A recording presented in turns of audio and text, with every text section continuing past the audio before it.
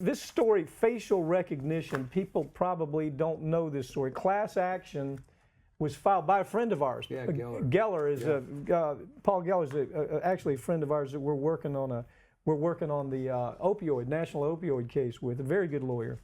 He filed a case that said that, as class action case, where he said that Facebook is trying to gather information with facial data recognition and harvesting. What's your take on this case? Well, first of all, I know the idea. These are a line of cases that are coming from all over the country, and the Facebook case about taking your facial recognition and using it and storing it. There's actually some acts around the country that prohibit that from a privacy perspective, that you can't take those biometric measurements off of somebody's face and use them. But here's what I think is interesting: the way these cases are losing, and it's not just this kind of case. It's also these the data breach cases. Is the argument from the defense is that there's no harm. That part of the Article 3 standing to bring a case is you have to demonstrate actual harm. Yeah, okay? actual harm. But where I get a little uncomfortable with this is, if somebody steals your data, your information, your driver's license number, your social security, and you can't show that it's actually been used to cause you any financial harm,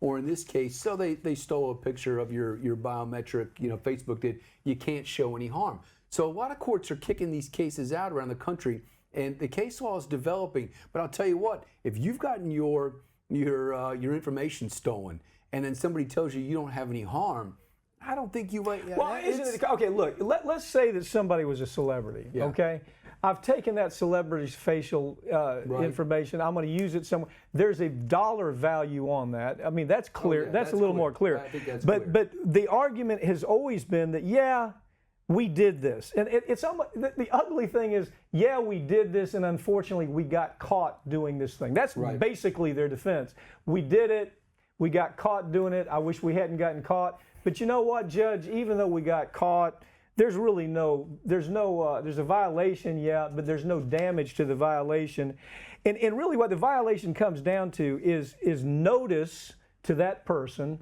and consent by that person to say, you can take images of my face, you can store the data, you can do whatever you want to with it. This is the second time Facebook's popped up in the last few weeks. Spokane, absolutely. The Virginia case. They got the Virginia case, which is that the case about Robbins? No, that's Ninth Circuit. No, the Virginia. The Virginia man that was that he couldn't sue an online search engine for posting inaccurate information until he suffered actual harm. The term is actual harm is how they try to describe it. There's no actual harm.